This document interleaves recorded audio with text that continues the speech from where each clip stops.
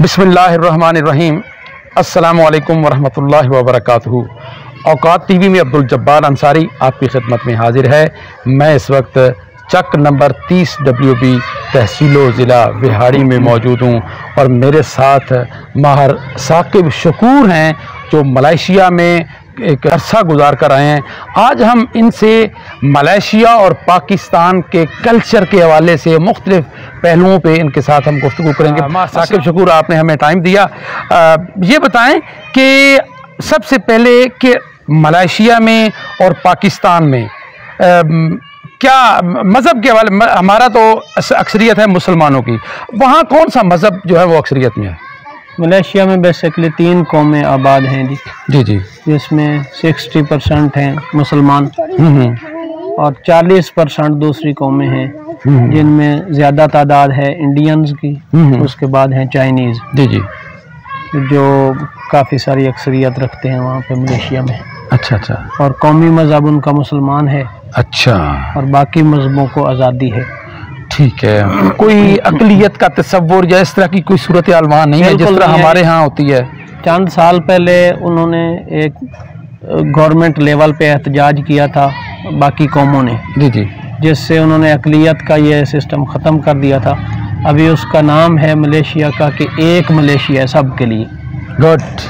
वो चाइनीज़ हैं, बुद्धिस्ट हैं, इंडियन हैं या कोई टूरिस्ट आते हैं, सब के लिए वो मज़हब उसमें इन्वॉल्व नहीं होता, मुकम्मल आज़ादी है। मलेशिया के जो इंडियंस हैं वो बेसिकली इंडिया से ही थे, फिर इनके आबाओ अजदाद जाके वहाँ आबाद हुए, तो वो उनको पाकिस्तान के हवाले से बताते रहते हैं। उनके अंदर भी थोड़ा तासुब पाया जाता है। अच्छा। पाकिस्तान के मुखालफत के हवाले से। बाकी चाइनीज़ हैं वो अपने आप को चाइना के नहीं कहते, वो बेसिकली कहते हैं हम मलेशिया के हैं। उनके अंदर ऐसा तासुब नहीं पाया जाता किसी के खिलाफ। इंसाफ के हवाले से क्या कहते हैं पाकिस्तान और वहाँ का कोई मवाजना करेंगे आप? जब हम यहाँ से जाने लगे थे तो हमें भी मालूमात यही दी गई थी कि मलेशिया में इंसाफ नहीं है और जराइम बहुत ज़्यादा हैं। अच्छा। लेकिन मलेशिया उस वक्त अपना ऑपरेशन शुरू कर चुका था जब हम गए थे। 2014 में तकरीबन उन्होंने ये मिशन शुरू किया था कि मलेशिया को जराइम से भी पाक कर देंगे और इंसाफ भी फराहम करेंगे। और हमारे दौरानिए के अंदर हमने देखा है कि मलेशिया में इंसाफ का निज़ाम भी आ गया है और जराइम की रोकथाम भी हो गई है।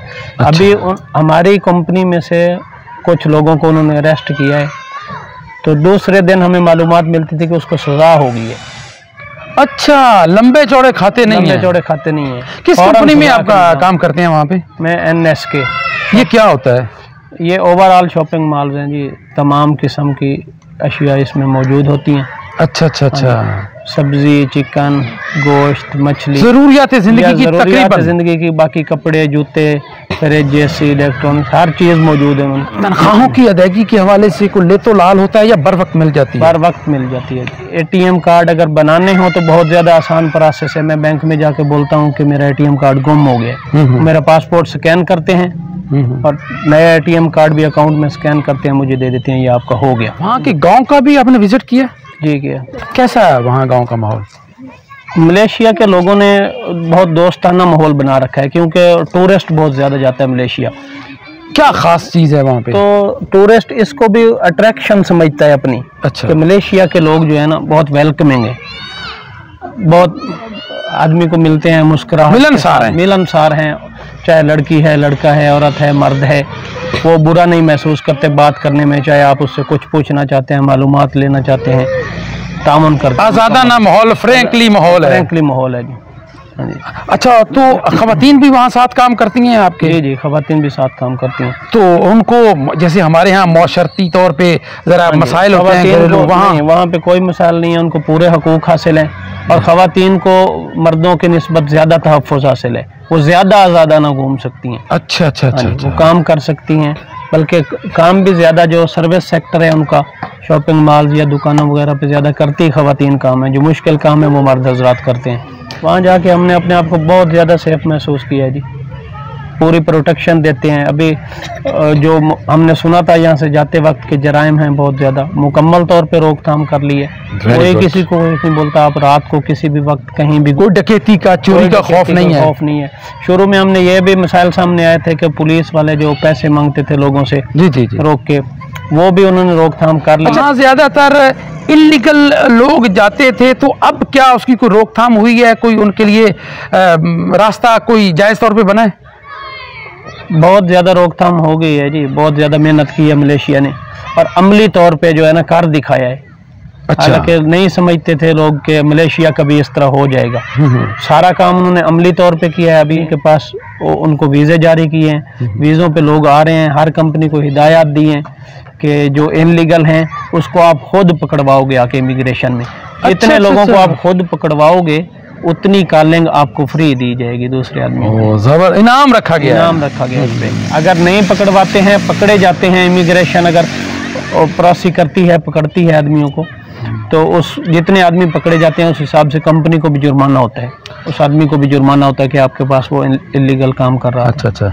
अच्छा साकिब, जो भी किसी भी मुमलिकत के जो इदारे होते हैं वो लोगों की सहूलत के लिए बनाए जाते हैं। आप इनको कहें कि सहूलत सेंटर होते हैं, लेकिन हमारे यहाँ ऐसा नहीं है। हमारे यहाँ वो मुसीबत खाने बन जाते हैं। जब लोग कोई अपना मसला ले जाते हैं उसको मज़ीद उलझा दिया जाता है। वहाँ क्या फैसिलिटेट करते हैं, सहूलत देते हैं इदारे ओवरऑल? वहाँ अलग अलग कौमों के आबाद होने की वजह से ना रिश्वत का निज़ाम उन्होंने कंट्रोल कर लिया है। क्योंकि अगर मुसलमान रिश्वत लेता था तो इंडियन और चाइनीज़ एहतजाज करते थे कि मुस्लिम रिश्वतखोर हैं। अगर कोई चाइनीज़ लेता है तो वो फिर बोलते हैं कि चाइनीज़ करप्ट हैं, तो पूरी कौम पे इल्ज़ाम आता था। तो इस चीज़ की रोकथाम बहुत सख्ती से कर ली उन्होंने, उन लोगों ने रिश्वत की। तो गांव के हवाले से हम बात कर रहे थे। गांव, वहाँ गांव को देखे आपने कैसे? गांव के बहुत ज़्यादा खूबसूरत हैं जी। गांव भी वो हमारे शहर की कॉलोनियों की तरह गांव को डेवलप करते हैं। अच्छा। हाँ, एक तरतीब में घर बनाते हैं, एक जैसे घर बनाते हैं, पक्की सड़कें वहाँ तक ले जाते हैं, और सड़कों के अलावा पूरे मुल्क में सब्ज़ा है। अच्छा, मलेशिया की खूबसूरती वजह वहाँ का सब्ज़ा है। सब्ज़ा है और कुदरती हुस्न, पहाड़ वगैरह भी हैं। शादाब है, इस्लामाबाद की तरह छोटे पहाड़ हैं। अच्छा। और पूरा सरसब्ज़ शादाब है। इस्लामाबाद में तो कहीं कहीं ज़मीन देखने को मिलती है, लेकिन मलेशिया में ज़्यादातर ऐसा नहीं है। अच्छा। सरसब्ज़ शादाब है पूरी तरह। अच्छा। और बरसाती इलाका है। मलेशिया की तिजारत बहुत ज़्यादा अपडेट हो गई है जी। वो बिज़नेस पे जितनी मेहनत कर रहा है वो काबिल तारीफ है। मलेशिया में हर टाइम तकरीबन दुनिया के सारे फल मौजूद होते हैं और सारी सब्जियां मौजूद होती हैं। अच्छा अच्छा। तकरीबन कोई हो जो नहीं पैदा होती मौसम के अलावा तो अलग बात है, वरना किसी और मुल्क में वो मौसम मौजूद होता है, वहाँ से आ रही होती है। कोरोना की वजह से 2-3 सालों में महंगाई हो गई है ज़्यादा, लेकिन उन लोगों ने सैलरियाँ भी इंक्रीज़ की हैं इस दौरानिए में। और उसके अलावा अफरादी कुव्वत ज़्यादा है, कुव्वत ख़रीद। अच्छा, कुव्वत ख़रीद, क्योंकि उनका हर फर्द जो है ना वो काम करता है। हर लड़की काम करती है, हर लड़का काम करता है, हर मर्द काम करता है, औरत काम करती है। हत्ता कि स्कूल में पढ़ने वाले स्टूडेंट्स भी जो बड़ी क्लासों के हैं वो पार्ट टाइम काम करते हैं, जॉब करके कर जाते हैं। बैग लेके कंपनियों में आते हैं, बैग के अंदर उनकी शर्ट होती है, सफ़ेद शर्ट पहन के पार्ट टाइम काम करना पड़ता है। अच्छा। अपनी सफ़ेद शर्ट आके कंपनी में चेंज करते हैं, चेंज करके ड्यूटी करते हैं 3-4 घंटे। के अलावा उनके बूढ़े जो हैं, बूढ़े लोग भी काम करते हैं। अच्छा। हाँ जी। हमारे यहाँ तो यहाँ स्वीट होम बने हुए हैं। देखा है कि ज़्यादा उम्र के लोगों से बात की है कि आप इतने ज़्यादा बूढ़े हो गए हैं फिर भी काम करते हैं। वो बोलते हैं कि अभी हम काम अगर नहीं करेंगे तो फिर लेट जाएंगे, बेड पे, चारपाई पे लेट जाएंगे, बीमार हो जाएंगे, मजीद कमज़ोर हो जाएंगे। सेहत के लिए काम करते हैं। काम वहाँ पे आसान है, मुश्किल काम फॉरेनर को दिए हुए उन्होंने। अच्छा। और आसान काम जो है ना वो अपने मुल्क के बाशिंदों को देते हैं। इसलिए उन लोगों के लिए काम करना बहुत आसान है और वो करते हैं, फारिग नहीं रहते। हत्ता कि 1-2 वाक़यात हमारे सामने आए हैं कि हमारी कंपनी में काम करने वाले एक लड़का और लड़की की शादी हुई, तो दूसरे ही दिन वो काम पे आ गए। तो हमने उनसे पूछा कि कल आपकी शादी हुई है, आप आज क्यों काम पे आ गए? अच्छा। दोनों मलेशियन थे? दोनों मलेशियन। अच्छा। तो उनकी ये रिवायात हैं कि अभी ज़रूरियात बढ़ गई हैं, अभी हमारे ऊपर जिम्मेदारियां बढ़ जाएंगी। अभी अगर एक दिन भी छुट्टी करेंगे तो वो हमारे घाटे में तस्वर होगा, वो लिखा जाएगा कि एक दिन का घाटा हो गया। इतना काउंट करते हैं वो चीज़ें को, एक दिन वो अपना काउंट करते हैं, वो घाटा तस्वर करते हैं। जिस दिन काम नहीं किया वो माइनस हो गया उसमें से। साकिब, शादी की आपने बात की, उसी हवाले से वहाँ अरेंज मैरिज का ज़्यादा रिवाज है या लव मैरिज का रिवाज है वहाँ पे? वहाँ पे ज़्यादा है। आपने क्या देखा? Love marriage. लेकिन उसको वो लाभ नहीं काउंट करते। अच्छा। काम करते हुए उनकी अंडरस्टैंडिंग हो जाती है बस। और प्यार मोहब्बत के लिए वो ज़्यादा घूमते फिरते नहीं है, काम करने के दौरान अंडरस्टैंडिंग हो जाती है, वहीं से लड़का लड़की आपस में बात करते हैं शादी करने की, और उनकी शादी हो जाती है। शादी भी बड़े सादा तरीके से करते हैं। अच्छा। शादी में मेहमान होते हैं 40, 30, 35, 40 इतने मेहमान। ठीक है, निकाह की तकरीब जो होती है। हाँ जी, एक शादी में, एक शादी हाल में एक वक्त में 8-8, 10-10 शादियाँ हो रही होती हैं। हर किसी ने अपने 3, 4, 5 टेबल बुक किए होते हैं बस। ठीक है। वो लोग भी ड्यूटी से ही जाते हैं, शादी पे तकरीब से होके फिर काम पे आ जाते हैं। 4 घंटे की छुट्टी लेते हैं कि मैंने शादी पे जाना है। अच्छा। फिर वापस काम पे आ जाते हैं। और गवर्नमेंट ने बहुत अच्छे इक़दाम किए हैं अपनी आवाम के लिए। उनमें से सबसे अच्छा मुझे ये लगा कि प्राइवेट सेक्टर में पेंशन उन्होंने रखी है। गुड। आप कहीं किसी दुकान पे काम करोगे या किसी कंपनी में, आपको बैंक अकाउंट देना पड़ेगा सैलरी के लिए, वो आपके बैंक अकाउंट में डालेगा, और हर बैंक अकाउंट से आपकी पेंशन ज़रूर कटेगी। और वो पेंशन, उसकी सर्विस का तो हिसाब नहीं होता, वो आदमी जब तक काम करना चाहे। तो उन लोगों ने ऐसा किया है कि अगर आप घर ख़रीदना चाहते हैं तो घर ख़रीदने के लिए आपको पेंशन का कुछ हिस्सा हुकूमत देती है और बाकी आप किस्तों पे पैसे देते हैं, आपको घर मिल जाता है फौरी तौर पे, यानी खुद एडवांस नहीं देना पड़ता। अच्छा। अगर आपने गाड़ी ख़रीदनी है तो उसका जो एडवांस बनता है आपको नहीं देना पड़ता, वो गवर्नमेंट देगी आपकी पेंशन से, बाकी आप किस्तें देंगे। और जो मुकम्मल पेंशन निकलवाना चाहता है, उन्होंने एज लिमिट रखी है 50 साल। अच्छा। 50 साल की उम्र के बाद आप अपनी पूरी पेंशन निकलवा सकते हैं। और 55 साल तक जो रखेगा उसका वो मुनाफा और ज़्यादा बढ़ा देते हैं। और हम लोगों ने उन लोगों से पूछा है कि आपकी 50 साल तक जाके कितनी हो जाती है एक आदमी की पेंशन, तो वो वहाँ के हिसाब से बताते हैं कि 4 लाख 5 लाख। अच्छा। तो पाकिस्तान का उस हिसाब से 3 करोड़ रुपए तकरीबन बनते हैं, यानी हर बुजुर्ग होने वाला आदमी 3-4 करोड़ रुपए अपने अकाउंट में रखता है। एक और चीज़ उनकी बहुत पसंद आई है कि वो एक दूसरे के सहारे नहीं लेते, किसी से उधार नहीं लेते पैसे। अच्छा अच्छा, मतलब अपने तौर पे अपने पाँव पे खड़ा होने की कोशिश करते हैं। जी जी, हर आदमी अपने पाँव पे खड़ा होता है, अपना काम करता है। शादी में भी ऐसे होता है कि जो लड़का लड़की एक दूसरे को पसंद करते हैं, उन लोगों को घर वाले पैसे नहीं देते हैं शादी के लिए, खुद मैनेज करते हैं। वो एक दूसरे को पसंद करने के बाद 2 साल काम करेंगे, वो पैसे वो दोनों जमा करेंगे कि इनसे हमने शादी करनी है, और शादी करने के बाद फिर वो 1 साल जमा करेंगे कि इससे घर खरीदना है, अच्छा, किस्तों पे ले लेना है।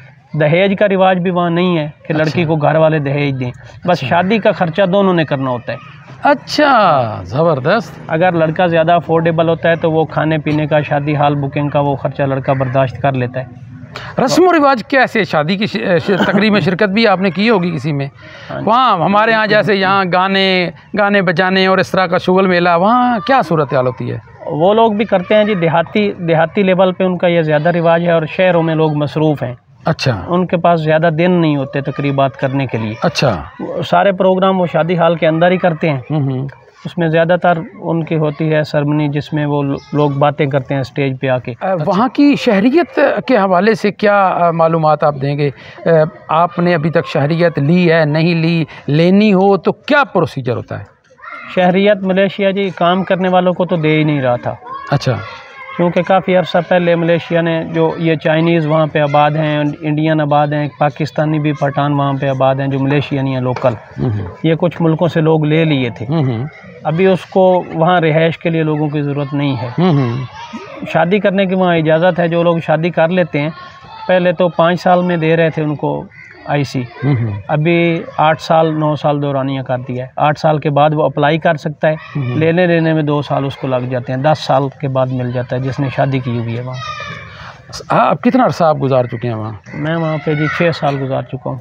तो आपको 2 साल और गुजारेंगे तो शहरियत आपको मिल जाएगी? नहीं, अगर मैं शादी कर लेता हूँ तो शादी के बाद मिलेगी मुझे 8 साल के बाद। शादी के 8 साल बाद? जी। वो वहीं पाकिस्तानी खातून से शादी या वहाँ की मकामी खातून से शादी करेंगे तो फिर शहरियत मिलेगी? वहाँ की मकामी खातून से। साकिब, यहाँ जैसे चोरियाँ डकैतियाँ का एक माहौल होता है, बंदे को डर होता है कि यार कोई लूट ना ले, वहाँ क्या एहसासात महसूस करते हैं? वहाँ कभी ऐसा माहौल था जी, जब हम गए तो ये बातें सुनने में आई कि कभी ऐसा माहौल था कि यहाँ 20-30 रुपए के लिए, मलेशिया के 20-30 रिंगट के लिए आदमियों को मार भी दिया जाता था। अच्छा, वहाँ के सिक्के को रिंगट बोलते हैं? रिंगट बोलते हैं जी, करेंसी का नाम। तो क्या कितना फ़र्क है हमारे रुपए में और उनके रिंगट में? जब हम गए थे 2017 में, उस टाइम था जी ये 23 रुपये 1 रिंगट 23 रुपये 23 रुपये था। हाँ जी। लेकिन फिर बाद में पाकिस्तान का रुपए का जो रेट है बहुत ज़्यादा गिरा। अच्छा। हमारी जो है मईशत कमज़ोर हो गई, उसकी वजह से रेट गिरा, तो गिरते गिरते 65 पे आ गया मलेशिया का रेट। पाकिस्तान के रुपए की कीमत गिर गई ज़्यादा। ओहो, 65 तक गया। अभी डॉलर गिर रहा है, रुपया मजबूत हो रहा है, तो मलेशिया का रेट भी गिर रहा है, अभी 58 पे आ गया है। साकिब, आपका बहुत बहुत शुक्रिया जी। साकिब की गुफ्तगू आपने सुनी और हमने यहाँ का और मलेशिया का वो मवाजना भी किया। तो आपको ये गुफ्तगू मार साकिब शकूर की कैसी लगी, इस हवाले से हमारा प्लेटफॉर्म कमेंट सेक्शन के हवाले से आपके पास मौजूद है। आप कमेंट सेक्शन में साकिब शकूर से कोई सवाल पूछना चाहें, कोई बात पूछना चाहें, तो आपको साकिब शकूर उसका जवाब भी देंगे। अपने मेज़बान अब्दुल जब्बार अंसारी और मेरे मुअज़्ज़ज़ मेहमान साकिब शकूर को इजाज़त दीजिए। अल्लाह हाफ़िज़।